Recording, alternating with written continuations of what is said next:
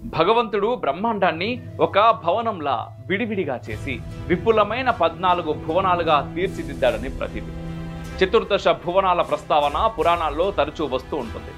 పృథ్వీ సహా పైనున్న 6 లోకాలను, మొత్తం 7ంటిని ఊర్ధ్వలోకాలని, భూమికి దిగువన ఉన్న 7 లోకాలను అధోలోకాలని శ్రీమద్ భాగవతం అంటుంది.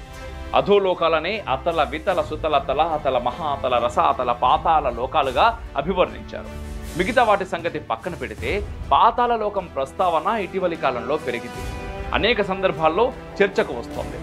ప్రస్తుతం ప్రముఖ ఆంగ్ల పత్రికలు, ఛానళ్లు, Times Now, Times of India వంటి పత్రికలు వివిధ సందర్భాల్లో కథనాలు కూడా ప్రచురిస్తూ ఉన్నాయి. కరోనా సమయంలో సైతం పాతాళ లోక ప్రస్తావన వచ్చింది. స్వామి దయానంద సరస్వతి అయితే అమెరికాయే పాతాళ లోకమంటూ వ్యాఖ్యానించి పెద్ద దుమారాన్ని కూడా రేపారు. గతేడాది జనవరి 11న టైమ్స్ నౌ వెబ్సైట్లో is the mysterious Patal Lok in Ramayan అని ఒక కథనం కూడా వెలువడింది.